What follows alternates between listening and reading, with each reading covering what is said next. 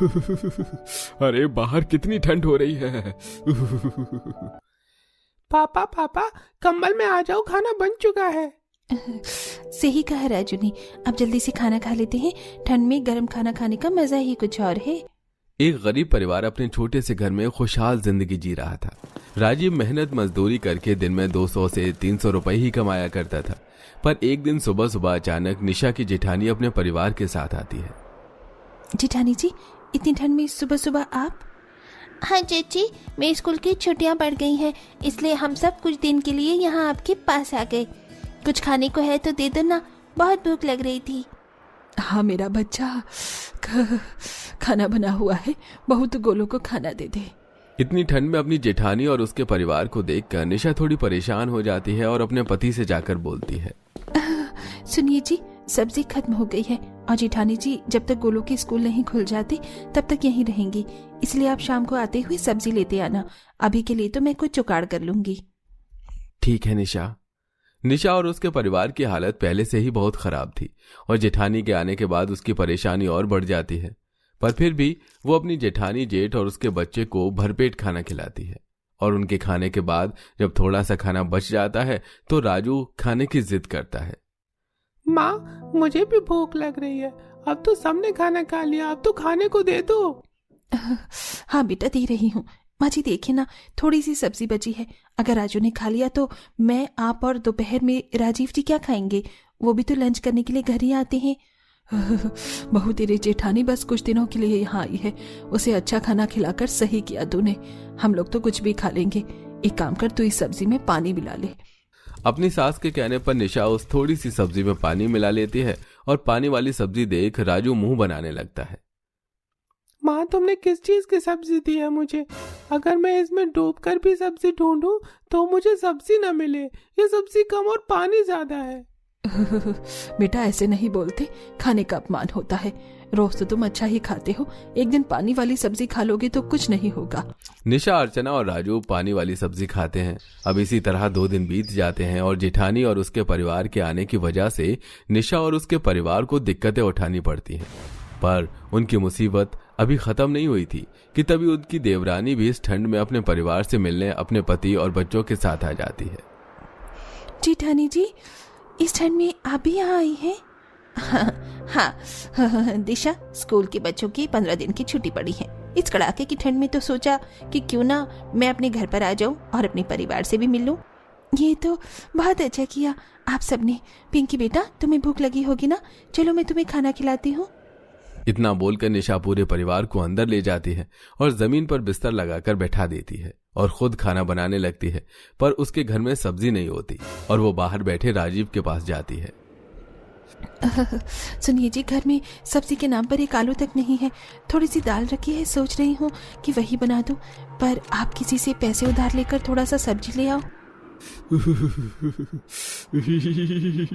क्या सब्जी खत्म है? पर मुझे कल तो दिहाड़ी मिली थी, मैं उसी से तो सब्जी लेकर आया था। अब इतना बड़ा परिवार है और आपकी दिहाड़ी सिर्फ 200-300 रुपए है। सब्जी इतनी महंगी है कि 200 रुपए में सिर्फ एक ही दिन की सब्जी बन पाती है। अच्छा ठीक है, तुम परेशान मत हो, मैं कुछ करता हूँ। और कोशिश करना कि घर में किसी को पता न चले कि हमारी स्थिति कैसी चल रही है। इतना बोलकर राजीव अपने एक दोस्त के पास जाता है और उससे कुछ पैसे उधार ले लेता है। तो वही निशा घर में रखी थोड़ी सी दाल बनाती है और अपने घर आई देवरानी जेठानी उनके पति बच्चों को भरपेट अच्छा खाना खिलाती है। पर जब खुद के खाने की बारी आती है तो अर्चना उस दाल में पानी मिला देती है। माँ जी, आपने दाल में पानी क्यों मिला दिया? इतनी दाल तो रखी थी कि आप और राजू खा सके। मैं और राजू तो खा लेते, पर तू और राजीव क्या खाते? इस तरह अपनी गरीबी के चलते निशा, अर्चना, राजीव पानी वाली दाल रोटी से खाते हैं। पर घर में आए दिशा, आरती, उनके पति और बच्चों को कभी इस बात की भनक नहीं पड़ती। और एक दिन दीदी, छुट्टी खत्म होने में सिर्फ 10 दिन ही बच रहे हैं। मैं सोच रही हूँ कि क्यों ना ननन जी को भी बुला लूं। अब आए हैं तो सब मिल ही लेते हैं, पता नहीं फिर कभी मौका मिले। ये तो बहुत अच्छा आइडिया है आरती, है ना माँ जी? हाँ बहू, वैसे भी बहुत समय हो गया है, मैं अपनी बेटी और उसके बच्चों से नहीं मिली। इसी बहाने मैं अपनी बेटी से भी मिल लूंगी। माँ जी कितनी खुश हैं, पर मैं सबका खाना कैसे पूरा करूं? जैसे जैसे ठंड में घर के सदस्य बढ़ रहे थे, वैसे वैसे निशा राजीव की परेशानी बढ़ती जा रही थी। अब अगले दिन अपनी भाभी के बुलाने पर काजल भी अपने बेटे को लेकर आ जाती है। भाभी, आप सबकी बहुत दिनों से याद आ रही थी। सोच रही थी कि इस ठंड में मिलने आऊं, और देखो आप सबकी एक साथ मुलाकात हो गई। हाँ बेटा, मुझे भी तुम सबको यहाँ एक साथ देखकर बहुत खुशी हो रही है। माँ, मुझे भी आपसे मिलकर बहुत ज्यादा अच्छा लग रहा है। भाभी, मुझे बहुत भूख लग रही है। आज तो मुझे आपके हाथों का खाना खाना है। काजल निशा अकेली है, वो इतने लोगों का खाना कैसे बना पाएगी? निशा, तुम कहो तो मैं तुम्हारी कोई मदद कर दूं? नहीं नहीं दीदी, मैं सब संभाल लूंगी। आप सब कुछ दिन के लिए यहाँ आए हैं, और ऐसे में भी इस ठंड में मैं आप लोगों से काम करवाऊं, अच्छा थोड़ी ना लगता है। इतना बोलकर निशा खाना बनाने के लिए बैठती है और वो देखती है कि घर में सिर्फ 4 आलू और 1 कटोरी दाल रखी है। ये देख निशा बहुत परेशान होती है, और जैसे ही राजीव घर आता है, अब तो ननद जी भी आ गई हैं, और राजू भी जिद पर अड़ गया है कि आज वो पानी वाला खाना नहीं खाएगा, और घर में आज सब्जी दाल कुछ नहीं है। कहीं से कुछ बंदोबस्त करो ना। क्या बंदोबस्त करूं निशा? दिन की 200 से 300 रुपए की दिहाड़ी मिलती है, वो भी किसी न किसी चीज में खर्च हो जाती है, और अब तो किसी से उधार भी नहीं मांग सकता। एक काम करता हूँ, थोड़ी सी दाल दुकान वाले से उधार ले आता हूँ। राजीव बेटा, अभी तो तू दाल ला देगा, पर कल सुबह क्या बनेगा? माँ, चिंता मत करो, सुबह का अभी इंतजाम हो जाएगा। मैं अभी दुकान वाले से उधार लेकर आता हूँ। राजीव अब दुकान जाता है और वहां पर आधा किलो दाल उधार मांगता है। नहीं राजू भैया, मैं आपको आधा किलो दाल उधार नहीं देने वाला। पिछली बार भी आप 1 किलो चावल उधार ले गए थे, अब तक पैसे नहीं दिए हैं। अगर लेना है दाल तो 200 ग्राम ले लो बस। कोई बात नहीं, आप 200 ग्राम ही दे दीजिए। राजीव 200 ग्राम दाल लेकर घर जाता है, जहां निशा दाल में आलू मिलाकर बनाती है और घर वालों को खाना खिलाती है, पर खुद पूरा परिवार भूखा रह जाता है। माँ, तुम मुझसे नाराज हो, इसलिए तुमने मुझे आज खाना नहीं दिया। अब से मैं पानी वाला खाना चुपचाप खा लिया करूंगा। कुछ खाने को दे दो, बहुत भूख लग रही है। चाची, मुझे भी फिर से भूख लग गई है। बच्चों की बातें सुनकर निशा थोड़ा सा चावल कढ़ाई में भून कर बच्चों को खाने को देती है, और अगली सुबह घर में दाल सब्जी न होने की वजह से अर्चना और निशा अपनी पड़ोस के घर राशन मांगने जाती है। और इसी बीच दिशा, आरती, काजल खुद खाना बनाने के लिए बैठती हैं, और वो देखती हैं कि घर का सारा राशन खत्म है। भाभी, घर में तो राशन का एक दाना नहीं है, कैसे भाभी ने हम लोगों को खाना खिलाया होगा? मेरी देवरानी की आर्थिक स्थिति इतनी खराब है, मुझे पता नहीं था। अगर पता होता तो हम सब एक साथ यहाँ आते ही नहीं। भाभी, आपने हमें बताया क्यों नहीं अपनी खराब परिस्थिति के बारे में? घर में एक दाना नहीं है, और इसमें भी आपने हमें इतना अच्छा खाना खिलाया। हमें बता देती तो हम कुछ मदद करते आपकी। अच्छा हुआ बुआ, जो आपको सच का पता चल गया। आपको नहीं पता, आप लोगों को माँ अच्छा खाना खिलाती थी, और मुझे पानी वाला। ये राजू क्या बोल रहा है भाभी? आप सब इस ठंड में इतने दिनों बाद यहाँ आए थे। मैं नहीं चाहती थी कि आप लोगों को कुछ भी पता चले। मैं चाहती थी जैसे आप हंसते हंसते आए हैं वैसे ही जाएं। निशा, हम एक परिवार हैं। वो तो किस्मत का खेल ऐसा है कि हम सबको अलग रहना पड़ रहा है, और मौका देखकर मिलने के लिए यहाँ आ जाते हैं। पर इसका मतलब ये नहीं कि हम पराए हो गए हैं। मैं अभी तुम्हारे जेठ जी को भेजती हूँ राशन लाने के लिए। हम सब अच्छा खाना खाएंगे आज। जब दिशा के परिवार को उसकी स्थिति का पता चलता है तो दिशा, आरती और अंजलि मिलकर घर में राशन मंगवाते हैं, और सब उस दिन अच्छा खाना खाते हैं। इसी तरह कुछ दिन बीत जाते हैं, और छुट्टियां खत्म होने पर ठंड में सभी लोग अपने अपने घर चले जाते हैं, और एक बार फिर से निशा पहले की तरह रहती है। मुझे नहीं लगता कि हम ये कर पाएंगी, ये बहुत ज्यादा कठिन है। ऊपर से ठंड में हाथ पैर भी सुन्न पड़ रहा है, सारे शरीर का खून जमने को हो रहा है।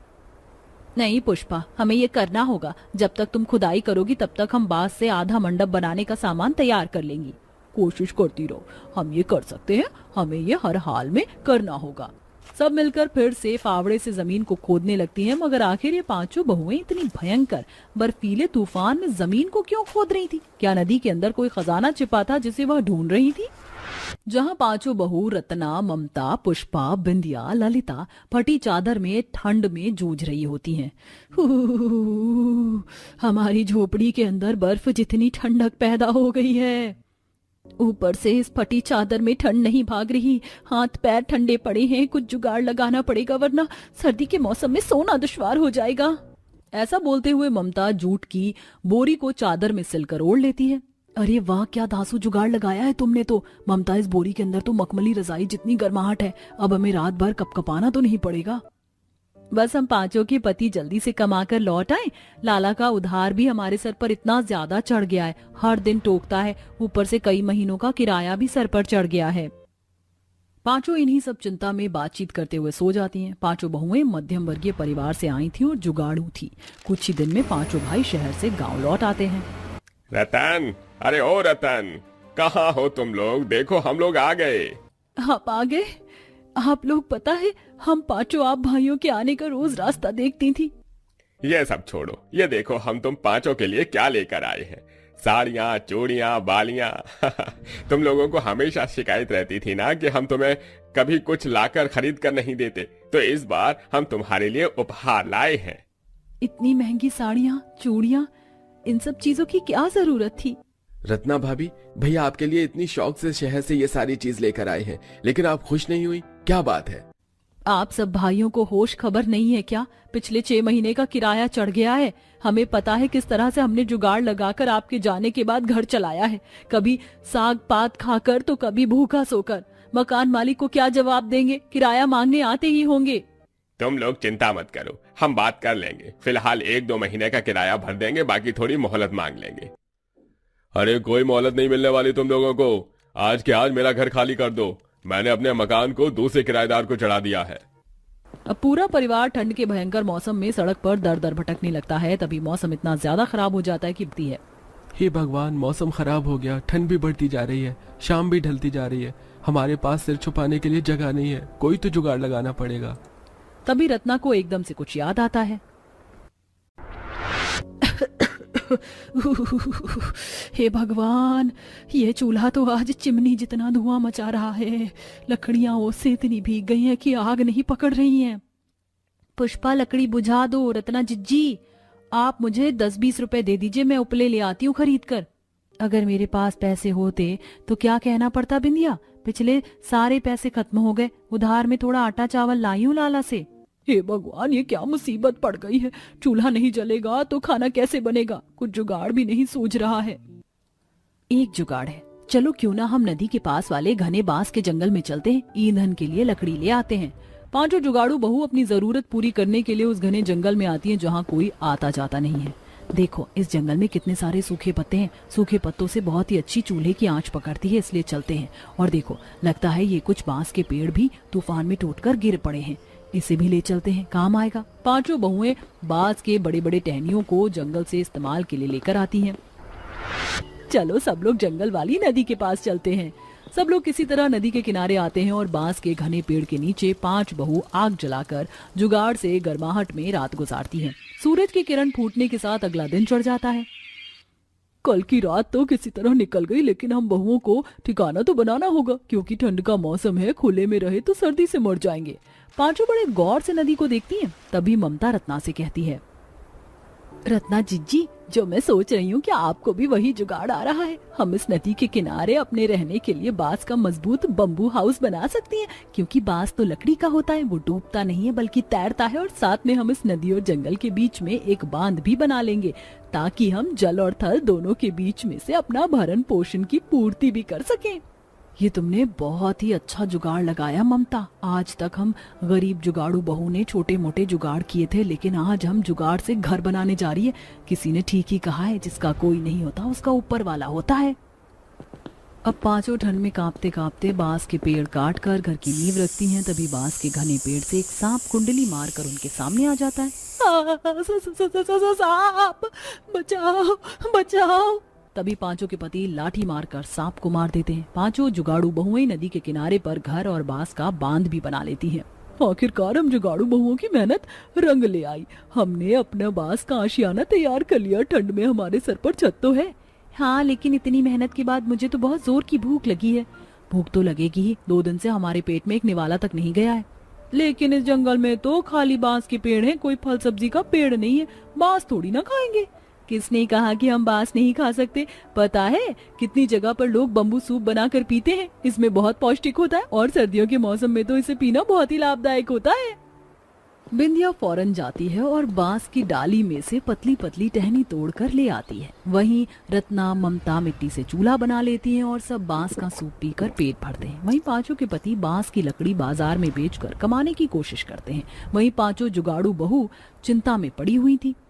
अब तो हमारे पति लोग भी जी जान लगाकर मेहनत कर रहे हैं, लेकिन इतनी मेहनत के बाद भी विशेष कमाई हाथ में नहीं लग रही। पेट का गुजारा भी ठीक ढंग से नहीं चल पा रहा। हमें भी कुछ करना पड़ेगा, कुछ जुगाड़ लगाते हैं। वैसे इस नदी के अंदर कितना गहरा पानी है, तब तो इसके अंदर कितनी सारी मछली होगी। हम मछली बेचकर भी कमा सकते हैं। तो ऐसा करते हैं, आज रात को ही हम नदी में जाला लगाकर छोड़ देंगे। मछली हुई तो सुबह तक फंस जाएगी। पांचों बांध के चारों तरफ नदी में जाला लगा देती हैं। सुबह जब वह जाला निकालती हैं तो उनका जाला मछलियों से भरा पूरा होता है। वो सब खुश हो जाती हैं। अरे वाह, हमारे जाले में कितनी सारी मछलियां फंसी हैं। इसे बेचकर तो पैसा ही पैसा होगा। हम कुछ मछली ऐसे बेचेंगे और कुछ के पकौड़े बनाकर, ताकि कमाई ज्यादा हो। इसी तरह पांचों मछली बेचकर गुजारा करती हैं। तभी एक दिन एक आदमी उस गहरी नदी के अंदर कूद जाता है। तभी पांचों बहुएं उस वक्त बांस के घर में बांस की छाल से सूप चटाई बना रही थी। ये कैसी आवाज थी? जैसे किसी ने नदी में छलांग लगाई हो। चलो देखते हैं, कहीं कोई खतरनाक मगरमच्छ हमारे बांस के घर पर हमला तो नहीं करने वाला है। पांचों उस आदमी को बाहर निकालती हैं। अरे क्यों बचाया तुम लोगों ने मुझे? मर जाने दिया होता। जिंदा रहकर जिल्लत उठाने से अच्छा मैं मर जाऊं। खुदकुशी करना तो बुज़दिल का काम होता है काका। आप परेशान हैं तो हमें बताइए, हम आपकी कुछ मदद कर सकते हैं। मेरा घर टूट गया। आज मेरी बेटी की बारात आने वाली है। न घर बचा है न मंडप है। अरे कैसे होगी मेरी बेटी की विदाई? कैसे उठेगी उसकी डोली? चिंता मत कीजिए, हम हैं ना। हम पांचों के रहते सब पूरा होगा, निश्चिंत रहिए काका। पर मंडप और साज सजावट कैसे करेंगे हम? तुम भूल गई, शादी में मंडप हरे बांस से ही तो बनता है। बस चलो, हमें शाम तक बांस का मंडप बनाना है। चलो जमीन खोदो। पांचों मिलकर नदी किनारे की जमीन खोदती हैं। हिम्मत रखो, हम ये कर सकते हैं। कुछ देर में पांचों जुगाड़ू बहू बांस का मंडप और बारातियों के लिए बांस की कुर्सी भी बनाती हैं और अपने जुगाड़ वाले बांस के घर को फूल पत्तियों से बहुत ही सुंदर सजा देती हैं। जब बारात वहां आती है तो सब बहुत तारीफ करते हैं।